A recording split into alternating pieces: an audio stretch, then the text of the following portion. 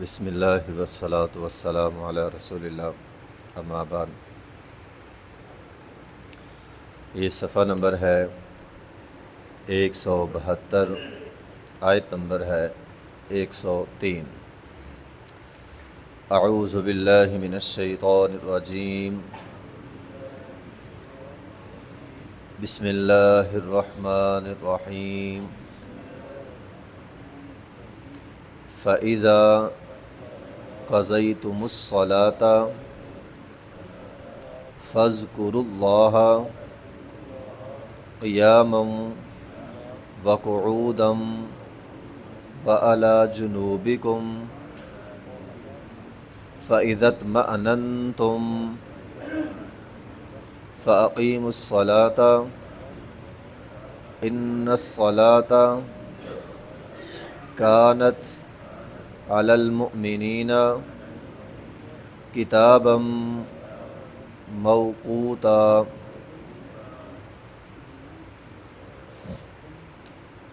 فَإِذَا قَضَيْتُمُ الصَّلَاةَ، پھر جب تم نماز ادا کر لو، فَاذْكُرُوا اللَّهَ، تو اللہ کا ذکر کرو، قیاماً کھڑے ہو کر، وقعوداً بیٹھ کر، وعلی جنوبکم اور پہلو کے بل لیٹ کر۔ فَإِذَا اطْمَأْنَنْتُمْ، پھر جب تمہیں اطمینان حاصل ہو جائے، جب اطمینان پا لو، فَأَقِیمُوا الصَّلَاةَ، پھر نماز قائم کرو، إِنَّ الصَّلَاةَ، بے شک نماز، کانت ہے، علی المؤمنین مومنوں پر، کتاب موقوتا، اپنے وقت پر فرض کی ہوئی۔ کل کی آیت میں ہم نے صلاۃ الخوف پڑھی تھی۔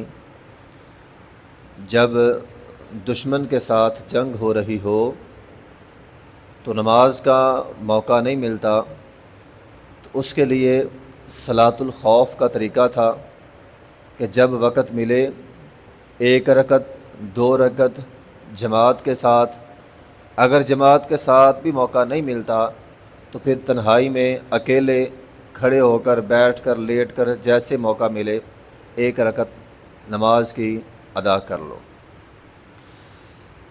فَإِذَا قَضَيْتُمُ الصَّلَاةَ، اب حالت خوف میں بندے نے نماز تو ادا کر لی، جماعت کے ساتھ یا اکیلے اشارے کے ساتھ، جیسے تیسے بھی کر لی۔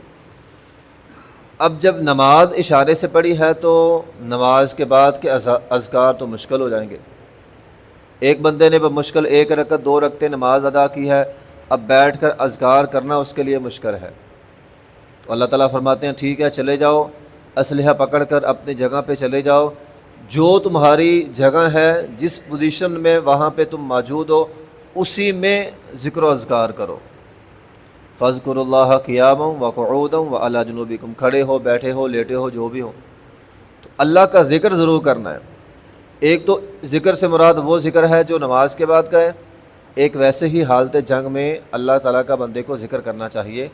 اللہ تعالیٰ فرماتے ہیں اذا لقیتم فئۃ فاثبتوا واذکروا اللہ، جب بھی دشمن سے مقابلہ ہو اللہ کا ذکر کرو۔ تو وعلی جنوبکم، پہلو کے بل لیٹ کر۔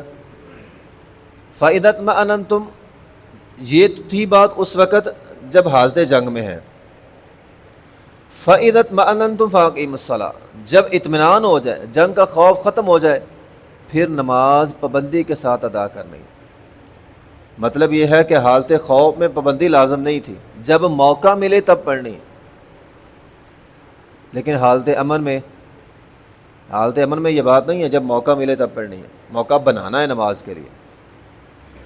ہم تو یہاں پہ حالت امن میں ہوتے ہیں اور ہماری حالت یہ ہے کہ ہم نماز کہتے ہیں جب موقع مل جائے گا پڑھ لیں گے۔ نہیں، نماز موقع کی نہیں ہے، نماز وقت کی ہے۔ فرمایا ان فاقیموا الصلاۃ کانت علی المؤمنین کتابا موقوتا، نماز وقت کی ہے، موقع کی نہیں ہے۔ موقع کی نماز حالت جنگ میں تھی، جب موقع مل جائے تب پڑھنی ہے۔ اب جنگ نہیں ہو رہی، حالت امن میں ہو تو فاقیموا الصلاۃ، نماز کو قائم کرنا ہے، اور نماز قائم ہوتی ہے کانت علی المؤمنین کتابا موقوتا، اپنے اوقات میں۔ تو اس لیے نماز کے لیے وقت نکالنا پڑتا ہے، یہ نہیں ہے کہ جب موقع مل گیا تب پڑھ لی، نہیں ملا تو نہ صحیح، یہ نماز کے اندر سستی شمار ہو گئی۔ نماز کے اوقات کیا ہیں؟ نبی علیہ الصلوۃ والسلام نے 5 نمازیں ہیں اور ان کے 5 اوقات بھی بیان کیے ہیں. یعنی اگر آپ کے پاس گھڑی نہیں بھی ہے تو آپ نماز کو وقت میں ہی ادا کریں گے. فجر کی نماز کے لیے نبی علیہ الصلوۃ والسلام نے فرمایا جہاں سے سورج نکلنا ہو، سورج نکلنے سے پہلے وہاں سے ایک روشنی نکلتی ہے، وہ روشنی آسمان میں جاتی ہے اور آسمان میں جا کے گم ہو جاتی ہے. اس کو کہتے ہیں فجر کاذب. یہ کیلنڈر پہ لکھا ہوتا ہے فجر کاذب، فجر صادق، یہ 2 الفاظ لکھے ہوتے ہیں. تو فجر کاذب ہوتی ہے جب روشنی نکلی بیل کی دم کی طرح اور نکلنے کے ساتھ ہی جب آسمان پہ کی ختم ہو گئی. یہ وقت ہوتا ہے عموماً تہجد کی نماز کا. تھوڑی ہی دیر کے بعد وہاں سے پھر روشنی نکلتی ہے اور وہ روشنی نکلتی ہے آسمان میں جاتی ہے اور پھیلنا شروع ہو جاتی ہے. اس کو کہتے ہیں فجر صادق. اگر آپ کسی ایسی جگہ پہ ہیں جہاں پہ ٹائم نہیں ہے تو یہ نشانی دے کر آپ فجر کی نماز ادا کریں گے. فجر کے بعد فجر کی نماز کا وقت رہتا ہے سورج طلوع ہونے تک. سورج طلوع ہونے تک نماز کا وقت ہے. اس کے بعد آتی ہے ظہر کی نماز. سورج طلوع ہوا، سورج طلوع ہوا، سورج آ رہا ہے، آتا آتا ہمارے سروں کے اوپر آ گیا. سروں کے اوپر آنے کے بعد تھوڑی دیر کے لیے سورج ٹھہرتا ہے اور اس کے بعد سورج مغرب کی طرف ڈھلنا شروع ہوتا ہے. جیسے ہی سورج مغرب کی طرف ڈھلنا شروع ہو ظہر کی نماز کا وقت شروع ہے. ظہر کی نماز کا وقت شروع ہو گیا اور یہ رہتا کب تک ہے؟ جب ہر چیز کا سایہ اس کے برابر ہو جائے. اصل سائے کے علاوہ، یہ بات تھوڑی سی سمجھنے والی ہے، اصل سایہ کیا ہوتا ہے؟ آپ ادھر کوئی ایک چیز رکھ لیں، 1 فٹ کی ایک چیز پڑی ہے، سورج یہاں سے نکلا مشرق سے، سایہ مغرب میں ہے، سورج سروں میں آ رہا ہے، سایہ اس کا سمٹ رہا ہے. سورج جب ہمارے سروں کے اوپر آ کے کھڑا ہو جاتا ہے تو اس وقت بھی تھوڑا سا سایہ بندے کا ہوتا ہے. وہ جو تھوڑا سا سایہ ہوتا ہے نا، اس سائے کو بولتے ہیں اصل سایہ. سردیوں میں تھوڑا بڑا ہوتا ہے، گرمیوں میں تھوڑا سا چھوٹا ہوتا ہے. اس اصل سائے کے علاوہ مثال کے طور پر آپ نے 1 فٹ کی ایک چیز کھڑی کی ہے تو جب سورج ہمارے سروں پہ آیا اس کا سایہ تھا 1 انچ. اب اس 1 انچ کے علاوہ جب 1 فٹ کا سایہ فٹ پہ ہو جائے گا، یعنی ٹوٹل 13 انچ سایہ ہو جائے گا، تب عصر کی نماز کا وقت شروع ہو جائے گا. اصل سائے کے علاوہ جب ہر چیز کا سایہ اس کی مثل ہو جائے، اس کے برابر ہو جائے، تو عصر کی نماز کا وقت شروع ہو جاتا ہے. اور ویسے تو یہ جب ہر چیز کا سایہ دو مثل ہو جائے تب تک رہتا ہے، لیکن نبی علیہ الصلوۃ والسلام نے غروب آفتاب سے قبل بھی فرمایا تھا کہ اگر کسی نے سورج غروب ہونے سے پہلے 1 رکعت پڑھ لی گویا اس نے عصر کی نماز ادا کر لی ہے. مغرب کی نماز کا وقت ہوتا ہے سورج غروب ہونے کے ساتھ ہی. سورج جب غروب ہو گیا مغرب کی نماز کا وقت شروع ہو گیا اور رہتا کب تک ہے؟ جہاں سورج غروب ہوتا ہے نا، سورج کے پیچھے ایک سرخی ہوتی ہے، تھوڑی دیر کے بعد وہ سرخی بھی غروب ہوتی ہے. تو جب تک سرخی رہتی ہے تب تک مغرب کی نماز کا وقت رہتا ہے.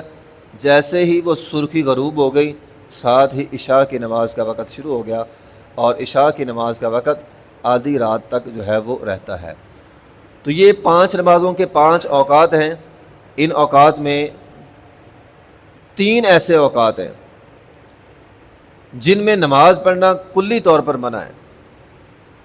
ایک، جب سورج کی ٹکیا، وہ جو گول ٹکیا ہے، وہ مشرق جب سورج طلوع ہوتا ہے تو وہ نکل رہی ہے، اس وقت نماز پڑھنی منع ہے. وہ ٹکیا جب غروب ہو رہی ہے تب نماز پڑھنا منع. یہ 4 منٹ ہوتے ہیں تقریباً. 4 منٹ نکلنے میں سورج نکلتا ہے اور اسی طرح 4 منٹ غروب ہونے میں لگاتا ہے. تو یہ 4 منٹ نماز پڑھنا کلی طور پر منع ہے اور میت کو قبر کے اندر دفن کرنا منع ہے.